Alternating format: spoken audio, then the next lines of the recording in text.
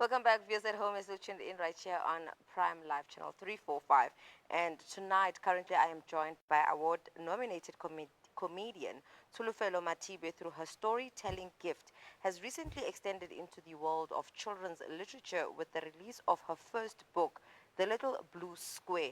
Now, this book is aimed at promoting literacy and a love for reading among young children. With a deep commitment to education and skills development, Tsholofelo is currently pursuing a bachelor's degree in public administration.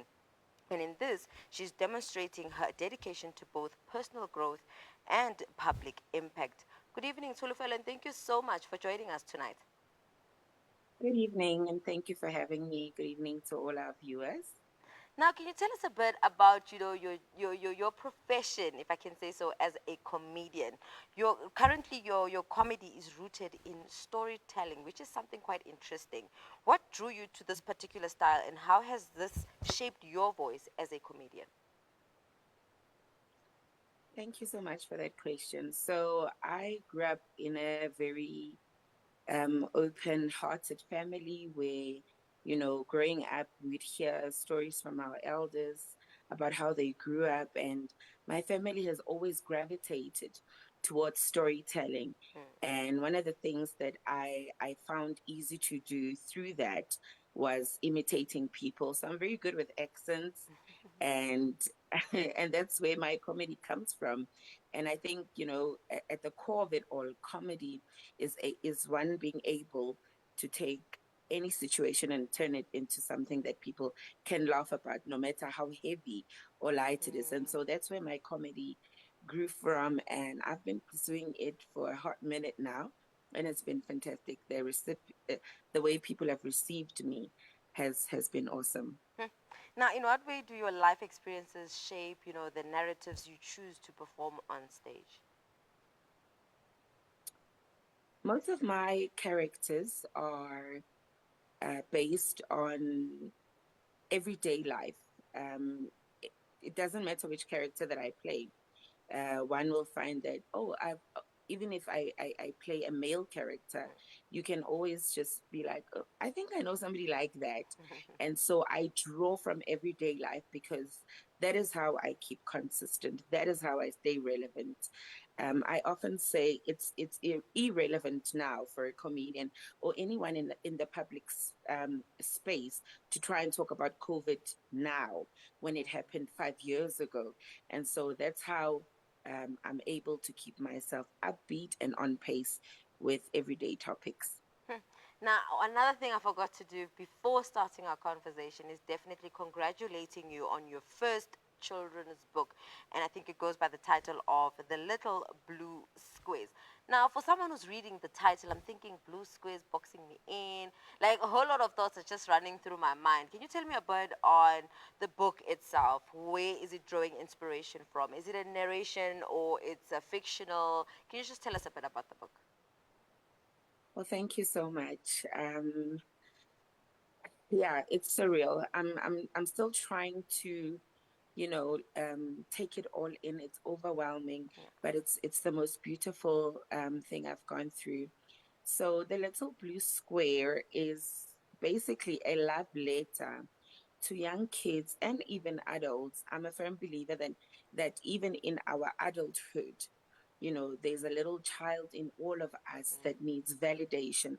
And so the little blue square is a book that speaks about how you are perfect just the way you are. The message that the little blue square carries is that you don't have to alter yourself in order to fit in. How God has made you is exactly how the world needs you.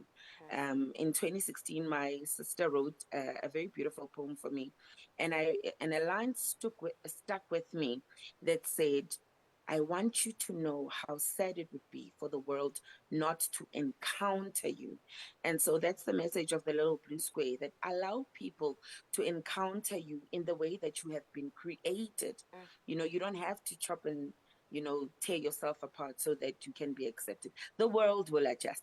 So that's basically the message of the Little Blue Square, a message I think young children need to hear, a message that I believe even adults need to hear. We go through things ourselves, and we try and fit in even at our big age, you know what I'm saying?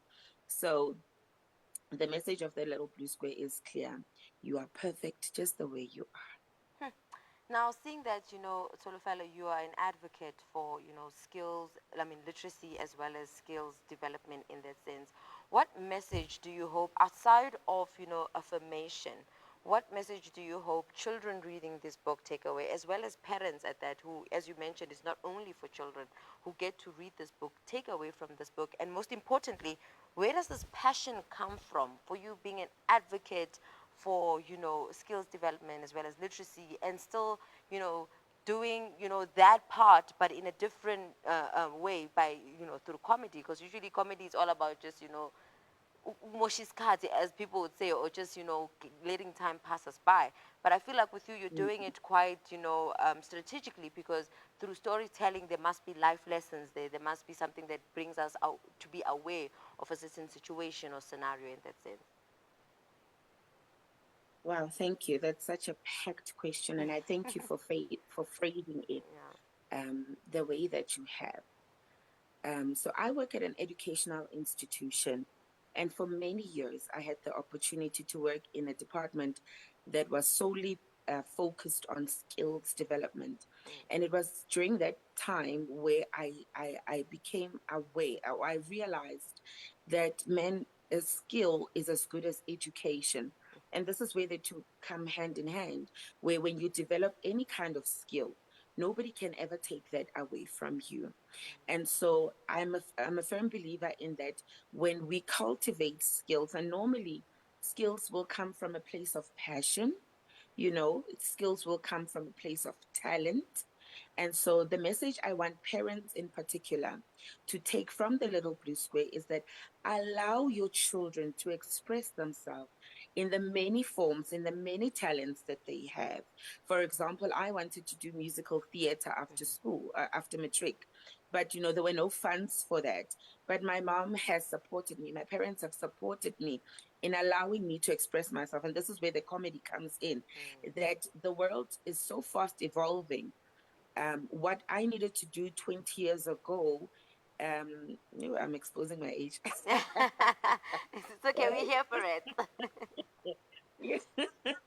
So what I needed to do 20 years ago for me to be able to be on people's screens has really evolved through social media.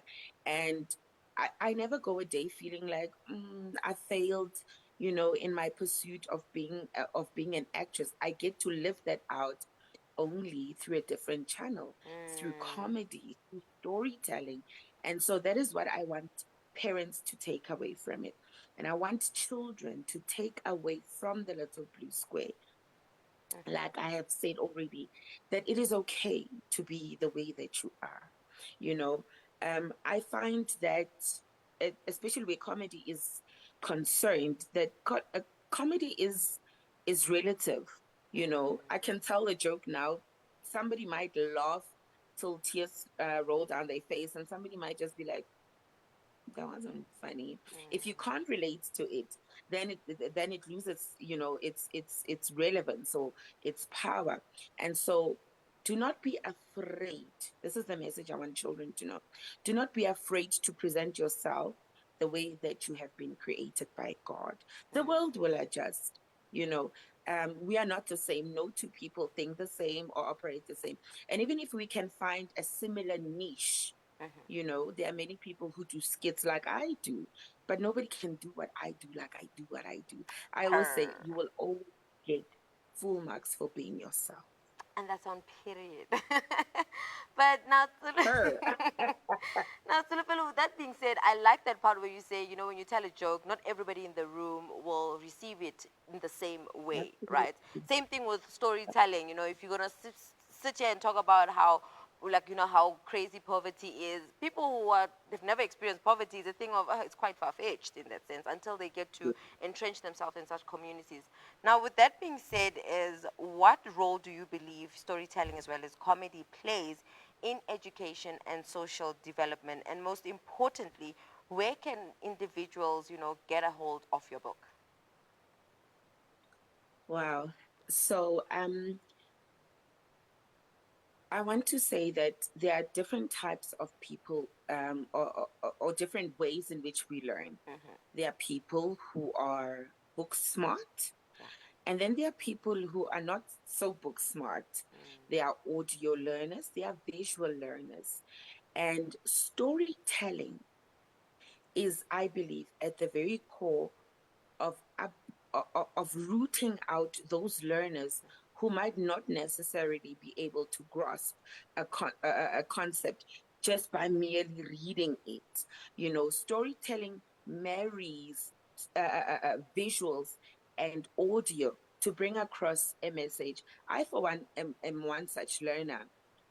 When I would write exams, I would always remember how my teacher said a thing, what she wore on that day. That's just how my brain is wired, and those are some of the tools that I use to remember, to recollect things.